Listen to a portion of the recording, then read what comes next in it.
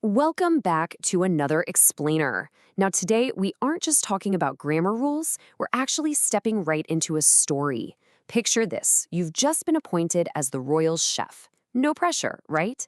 But the stakes are high, and your mission is to save a very hungry village by mastering the royal Brazilian recipe.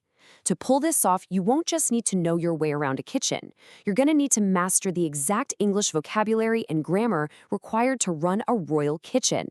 So here's the situation. The prince and a mysterious archer have rolled into this small Brazilian village only to find absolute chaos.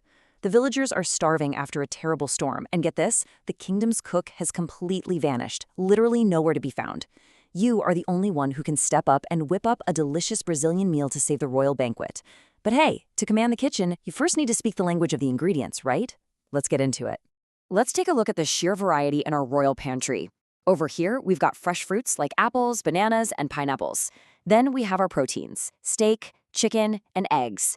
As a chef who needs to communicate in English, you've got to know exactly what you're working with. Take a quick mental snapshot of this shelf, because the way we talk about an apple is totally different from how we talk about steak. Moving on to the second shelf, we have the absolute staples for any authentic Brazilian dish. We're talking rice and beans, cheese and butter, plus essential drinks like milk, coffee, and juice. But here's the catch. In English, we actually can't treat all of these food items exactly the same way when we write out our recipes. We need a system to categorize them. And that brings us to the most fundamental rule of our kitchen: countable nouns versus non-countable nouns. Countable nouns are, well, exactly what they sound like. They're things we can count individually. You can hold one in your hand, pick up another, and say, okay, I have two. Non-countable nouns, on the other hand, are your bulk items, liquids, or powders. We don't count them individually. I mean, you wouldn't stand there and count every single grain of rice in a bowl, right? You just look at it as one big mass of rice. This beautifully illustrates how those two categories change our grammar. For countable items, we use numbers or articles like a or an. So 1 apple or 3 eggs. It's very specific. But for those non-countable bulk items, we have to use words like some or much.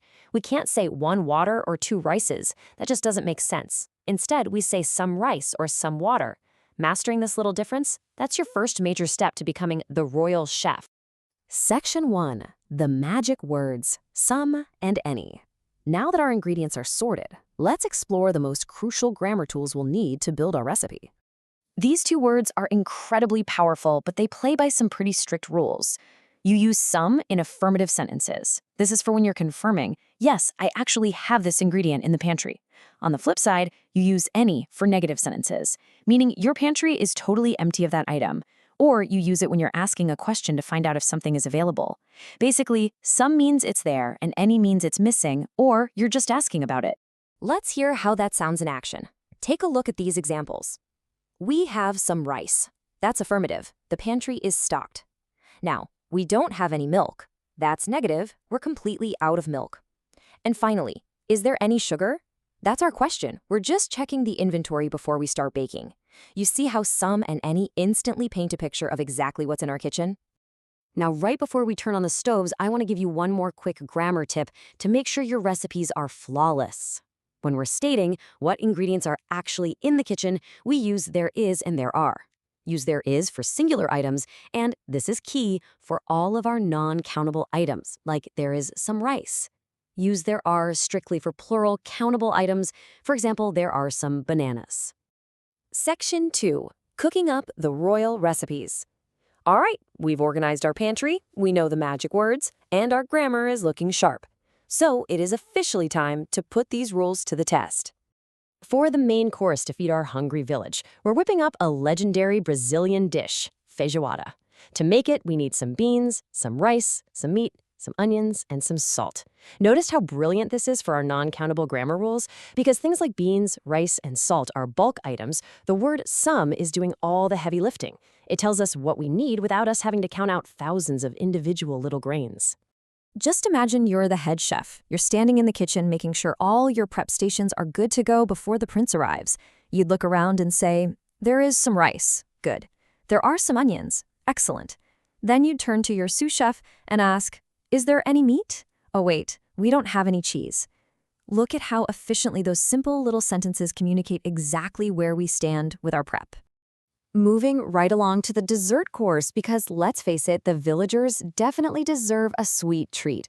We are making brigadeiro.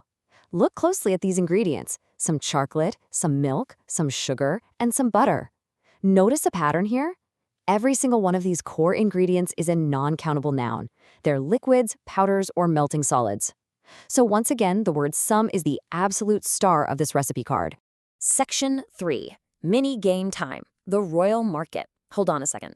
While we were making the brigadeiro, we realized we're missing a few things. So I'm going to act as the market vendor, and I'll ask you a question. You have to think of the grammatically correct response. You ready? Let's go. Here's your first challenge. I'm looking at your shopping list, and I ask, do you have any bananas? Think about it for a second. Bananas. Are they countable or non-countable? Are they singular or plural? How are you going to respond? Well, if you thought of these answers, you absolutely nailed it. Because bananas are a plural, countable noun, you've got to use are. You'd confidently look at the vendor and say, yes, there are. Or, if you forgot to grab them, no, there aren't. Okay, one more challenge. The prince loves a hot drink after dessert. So I ask you, is there any coffee? Quick, analyze the word coffee in your head. Boom! Here's your answer. Coffee is a liquid, which automatically makes it a non-countable noun. Therefore, we always treat it as singular. The correct response is yes, there is, or no, there isn't. Mastering this quick mental switch between is and are, that is exactly what separates an amateur cook from a true royal chef. Section 4. Mission Challenge. Your turn. You've gathered the ingredients, you've mastered the grammar, and now it's time for the ultimate challenge from our source material. The village is waiting. It is time for you to draft your very own royal recipe. Here is the exact grammatical checklist you're going to need to pull this off.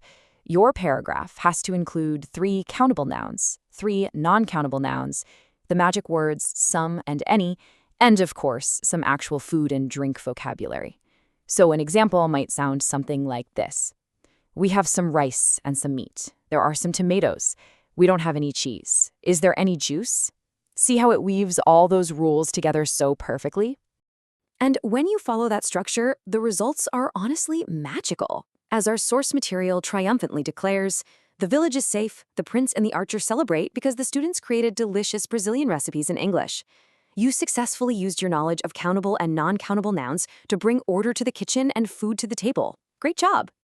But before we wrap up, I want to leave you with a final thought to keep your skills sharp. Here is your secret chef mission, basically your homework. Can you write down 1 Brazilian food, 1 dessert, and 5 ingredients in English at home and correctly categorize them as either countable or non-countable? The kitchen is yours to command. Keep practicing, keep cooking up great sentences, and I'll catch you in the next explainer.